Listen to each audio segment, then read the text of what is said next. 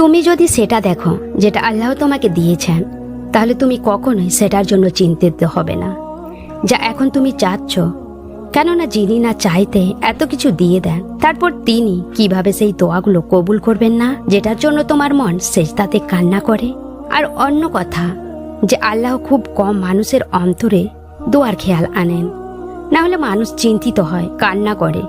যদি তোমার অন্তরে আল্লাহ দোয়া করার খেয়াল দিয়েছেন, তো বিশ্বাস করো দোয়াও জলদি কবুল হবে। কেননা আল্লাহ তোমাকে তার কাছে আসার জন্য বেছে নিয়েছেন। একদিন তুমি তোমার দোয়াগুলোতে বাঁচবে, আর তারপর তুমি বলবে যে কতটা কঠিন ভাবতাম আমি তাকে পাওয়া, যেটা আজ আমি পেয়েছি। তারপর তুমি এটা ভেবে শুকরিয়া করবে যে তুমি আল্লাহর কাছে যাওয়া ছাড়োনি। যদি ছেড়ে দিতে তাহলে কি হতো দেখতে পেতে। এই মজেজা শুধুমাত্র দোয়াগুলোর মাধ্যমে মজেজা হয় না, মজেজার জন্য মাথাকেও ঝুঁকাতে হয়। যখন দিনে 5 বার আল্লাহকে রাজি করাতে যাবে, তখন নসিব কিভাবে তোমার থেকে মুখ ফিরিয়ে নিতে পারে। নামাজ বিশ্বাসকে সম্পূর্ণ করে দেয়, আর দৃঢ় বিশ্বাস স্থাপন করে দেয়। স্থাপনকারীদের জন্যই তো আল্লাহ কোন বলেন তোমার অংশে কিভাবে ভালোবাসা আসে, কেমন সম্মান তোমার নসিব হবে, আর কেমন সাফল্য তোমার জন্য লেখা হয়েছে। এই সব কিছু আল্লাহ ছাড়া কেউ জানে না, আর যা আল্লাহ জানেন সেটা কেউ জানে না। আল্লাহ জানেন কতটুকু রিজিক তোমার প্রয়োজন, আর কতটুকু রিজিক তোমার জন্য কল্যাণকর হতে পারে। রিজিকের সমস্যা তোমাকে কোনো বড় পরীক্ষার সম্মুখীন করে দেবেন।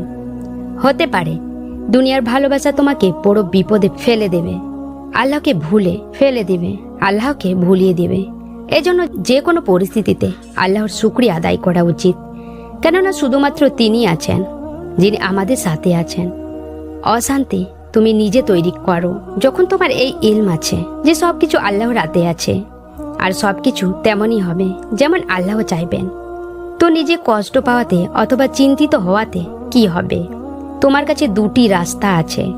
প্রথম রাস্তা হলো যে তোমার পরিস্থিতি নিয়ে চিন্তিত থাকবে, যা তোমার হাতে নেই।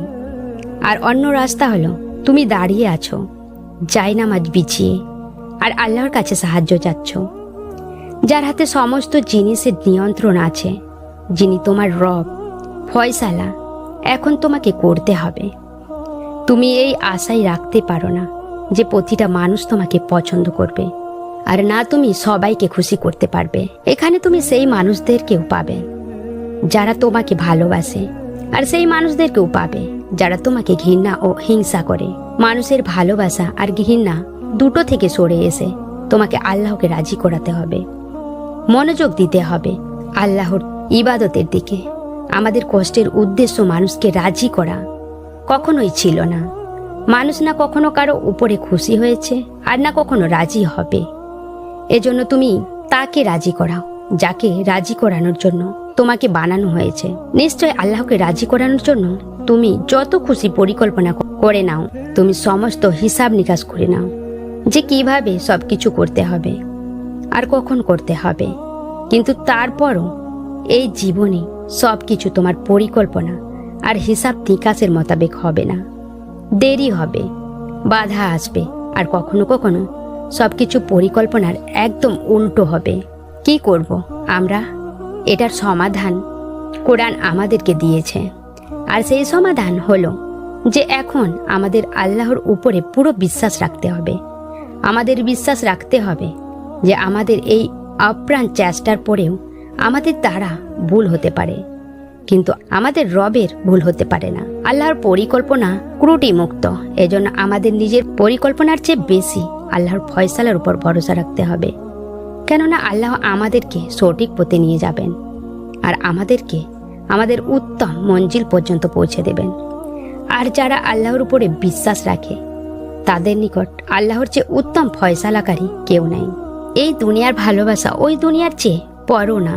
দুনিয়ার প্রতিটা ভালোবাসা যা আল্লাহর ভালোবাসার মোকাবিলায় তোমার প্রতি ভারী হতে লাগে, তুমি জলদি তাকে আল্লাহর রাস্তায় কুরবানি করে দাও। তারপর হোক সেটা ঘুম অথবা কোনো মানুষ, উনি তো চান যেন তুমি তাকে বলো আর তার সাথে কথা বলো, সেটা সমাধান করো। যদি আল্লাহ তোমাকে অপেক্ষা করাচ্ছেন, তো তার মানে এটা নয় যে তিনি তোমাকে শাস্তি দিচ্ছেন। বরং তিনি কিছুক্ষণ তোমার ডাককে শুনতে চান। উনি চান তুমি যেন দোয়া করতেই থাকো। উনি চান যেন তুমি তার সাথে কথা বলো। উনি তোমার ডাক বারবার শুনতে চান। এই জন্য তিনি তোমাকে সেই জিনিস দিচ্ছেন না, আর এই জন্যই এই জিনিসের খেয়াল তোমার মন থেকে বের করছেন না।